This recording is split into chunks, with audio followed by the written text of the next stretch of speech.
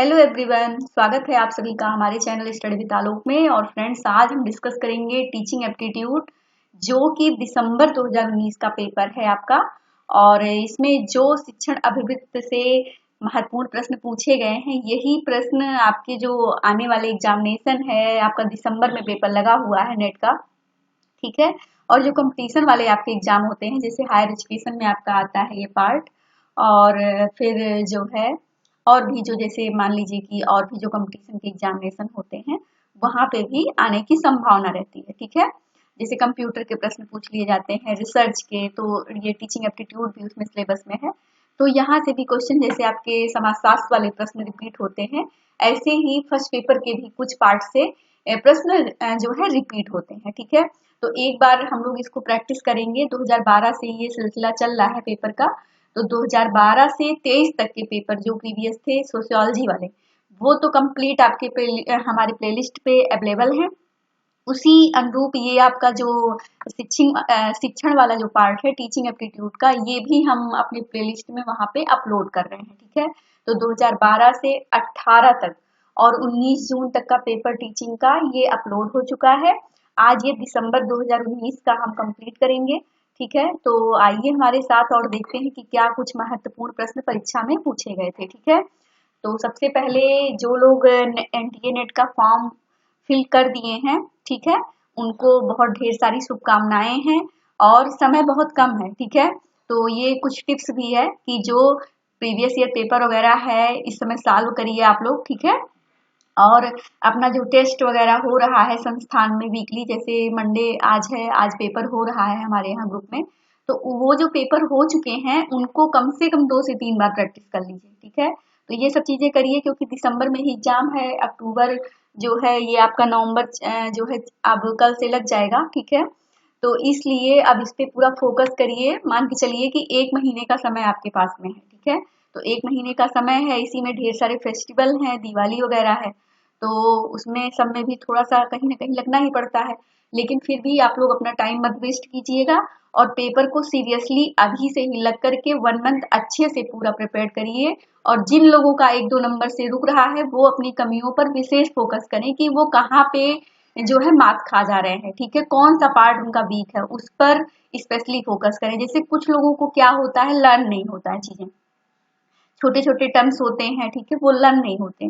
तो वो क्या करें कि जैसे उसको कॉपी में नोट कर लें, जो चीजें भूल रही हैं एक कॉपी अलग से बना लें, कि जो चीजें कंफ्यूजिंग है, जैसे पुस्तकें वगैरह नहीं लर्न हो रही हैं, तो उनको आप नोट करते हुए चलिए। जैसे आप टेस्ट दे रहे हैं, 100 क्वेश्चन का आपका समाजशास्त्र वाला आता है, तो आप देखिए प्रीवियस ईयर में कि आपको कितना पेपर में लर्न हुआ है अब तक। जो उसमें मान लीजिए 10-20 प्रश्न, 25 प्रश्न आपको टफ लग रहे हैं, नहीं आ रहे हैं, उनको नोट करते हुए चलिए, ठीक है। तो इस तरीके से आपका एक इम्पॉर्टेंट फैक्ट्स का एक नोट्स बन जाएगा, और एग्जामिनेशन में वो बहुत हेल्प करेगा, ठीक है। क्योंकि मान के चलिए कि जैसे ऐसा नोट्स रहे कि 2-3 दिन में आप उसको पूरा पलट करके रिवाइज कर लीजिए, ठीक है। तो ये कुछ महत्वपूर्ण बातें थी, क्योंकि काफी दिनों से लेक्चर शूट नहीं हो पा रहा था, कुछ जो है व्यस्तता थी। लेकिन अब जो है मैं कोशिश करूंगी कि एग्जामिनेशन तक जो है फर्स्ट पेपर के जो भी महत्वपूर्ण पार्ट हैं उनको चैनल पर अपलोड कर दिया जाए। और बहुत सारे अभ्यर्थियों का ये कहना था कि मैम जो है ये समाजशास्त्र की ही तरह फर्स्ट पेपर पर भी थोड़ा सा अगर जो है ये लेक्चर शूट हो जाते हैं तो थोड़ा सा रिवाइज हो जाएगा हम लोगों का। तो मैं कोशिश करूंगी कि काफी जो है लेक्चर्स वो अपलोड हो जाए धीरे धीरे, ठीक है। तो आइए हमारे साथ देखते हैं। यहाँ पे जो क्वेश्चन 1 है यहाँ पे देखिए पूछा गया है टीचिंग का, कि विमर्शी चिंतन स्तर पर शिक्षण के आयोजन हेतु अपेक्षित बुनियादी आवश्यकताएं संबंधित हैं। तो क्या है, ऑप्शन में क्या है, शिक्षक द्वारा तथ्यों तथा सूचना की व्यवस्थित तथा अनुक्रमिक प्रस्तुत से, समस्याओं तथा उनके समाधान की प्रक्रिया में छात्रों को अन्वेषण और तत्संबंधी व्याख्या में सहायता प्रदान करने से, या छात्रों द्वारा तथ्यों को स्पष्ट किए जाने तथा उसकी व्याख्या किए जाने से, या जो लास्ट ऑप्शन है वो है कि शिक्षक द्वारा ठोस तथ्यों की प्रस्तुति एवं उसकी कार्यों जो उन्मुख अनुक्रम से, ठीक है। तो इसका जो फ्रेंड्स करेक्ट आंसर होगा वो होगा ऑप्शन बी, यानी कि समस्याओं तथा उनके समाधान की जो प्रक्रिया होती है छात्रों को अन्वेषण और तत्संबंधी जो व्याख्या में सहायता प्रदान करना जो होता है, ठीक है। तो ये हमारा जो ऑप्शन बी है वो करेक्ट आंसर है। चलिए अगले प्रश्न को देखेंगे यहाँ पे पूछा गया है कि एक प्रभावी शिक्षक होने की दृष्टि से निम्नलिखित में से प्रमुख शिक्षण व्यवहार क्या है। ठीक है, तो एक प्रभावी शिक्षक होने की दृष्टि से निम्नलिखित में से प्रमुख शिक्षक व्यवहार क्या है। तो देखिए, शिक्षण प्रक्रिया को व्यवस्थित करने के प्रयोजन से शिक्षक द्वारा की गई जो टिप्पणी होती है, या शिक्षक द्वारा विषय वस्तु या प्रक्रिया आधारित प्रश्न पूछा जाना, अधिगम प्रक्रिया में छात्रों को संलिप्त किया जाना, या छात्रों के विचार तथा उनके योगदान का उपयोग किया जाना। तो फ्रेंड्स, इसका जो करेक्ट आंसर होगा वो होगा ऑप्शन सी, यानी अधिगम प्रक्रिया में छात्रों को संलिप्त किया जाना, उनको पार्टिसिपेट करवाना। ठीक है, तो ऑप्शन सी हमारा राइट आंसर हो जाएगा। अगला है कि छात्रों और शिक्षकों दोनों के लिए उपयोगी प्रभावी लेखन के सिद्धांत क्या है। ठीक है, तो अतिशयोक्ति पर बल, विशेषणों का उदारता परक उपयोग, अस्पष्टता, संक्षिप्तता, परिशुद्धता, जटिल वाक्यों का उपयोग। तो ठीक है, तो इसमें क्या होगा फ्रेंड्स, इसमें होगा ऑप्शन सी, यानी कि जो इसमें क्या होनी चाहिए, अस्पष्टता होनी चाहिए, जो है संक्षिप्तता होनी चाहिए और परिशुद्धता होनी चाहिए। ठीक है, तो ऑप्शन सी हमारा करेक्ट आंसर हो जाएगा। आइए अगले प्रश्न को देखते हैं कि प्रत्येक कक्षा के अंत में जो लघु सारांश है उसको क्या कहा जाता है। ठीक है, तो जो प्रत्येक कक्षा के जो लास्ट वाला होता है पार्ट, उसमें जो लघु सारांश को क्या कहते हैं।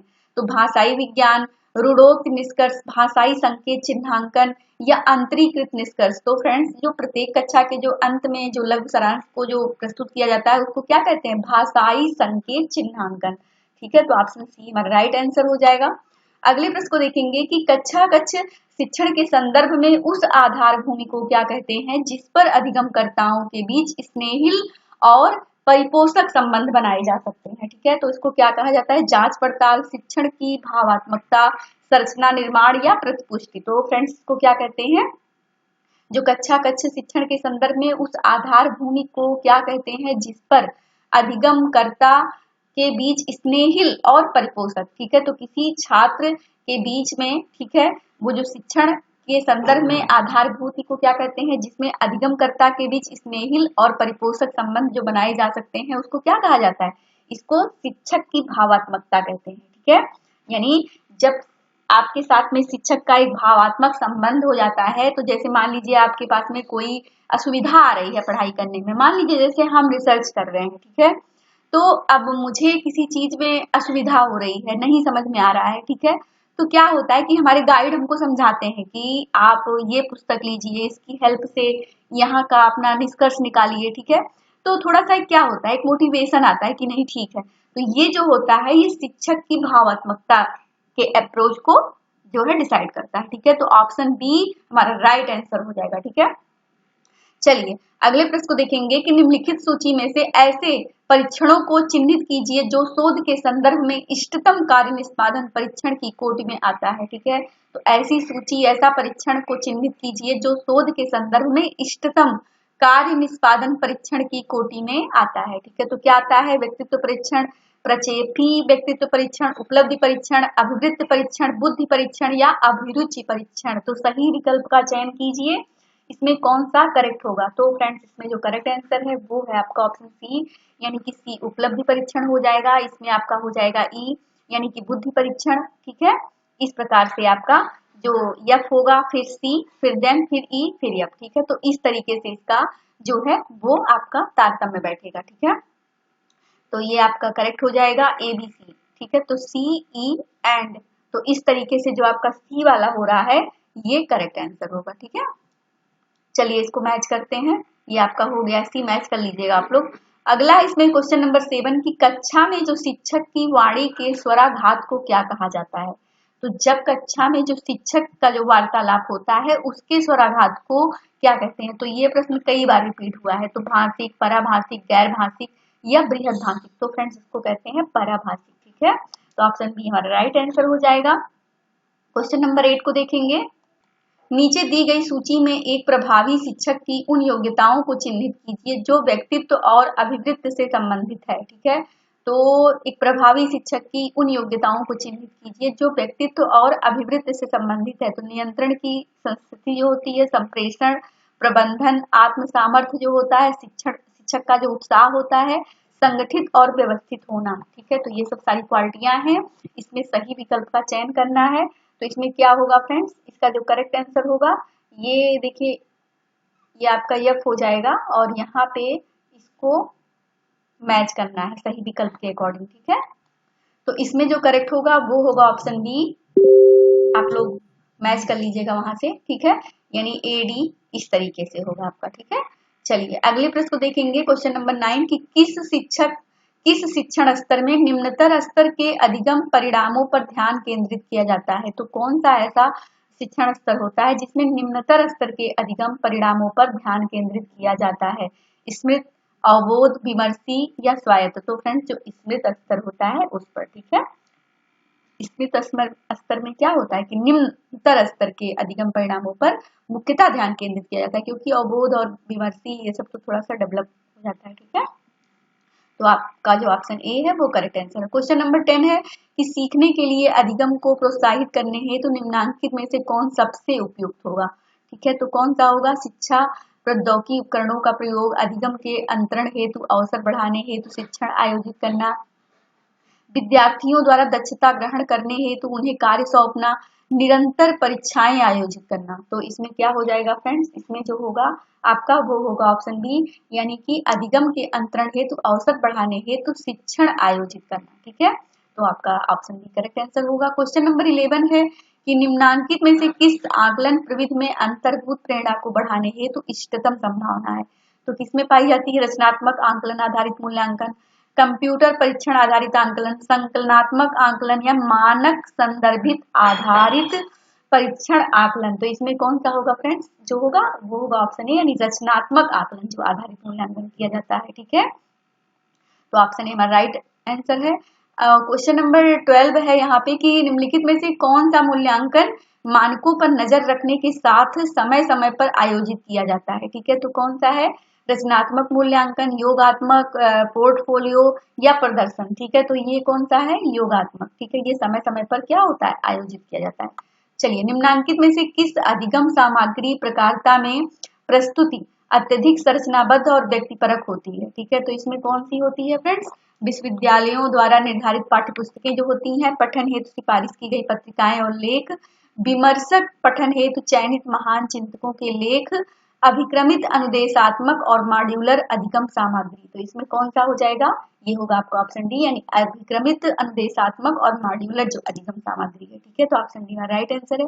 क्वेश्चन 14 है कि एक शिक्षक द्वारा कक्षा में सूचनाओं का अधिक जो भार है उसको बढ़ाए जाने पर क्या होता है, उच्च स्तर पर योगदान, सटीक शब्दार्थ, प्रभावी प्रभाव, प्रतिपुष्टि में देरी। तो फ्रेंड्स जब शिक्षक द्वारा कक्षा में सूचनाओं का अधिक भार बढ़ाए जाने पर क्या होता है, प्रतिपुष्टि में देरी हो जाती है, ठीक है। तो ऑप्शन डी यहाँ पे राइट आंसर होगा। क्वेश्चन नंबर 15 है कि सामाजिक विज्ञान में केंद्रीय मुद्दा यह प्रश्न है कि क्या प्राकृतिक विज्ञान की विधियों का प्रयोग कर सामाजिक दुनिया का अध्ययन किया जा सकता है, यह कथन किस विषय की ओर संकेत करता है। तो जो सत्ता मीमांसा है, मूल्य मीमांसा, ज्ञान मीमांसा या व्युत्पत्ति मूलकता, ठीक है।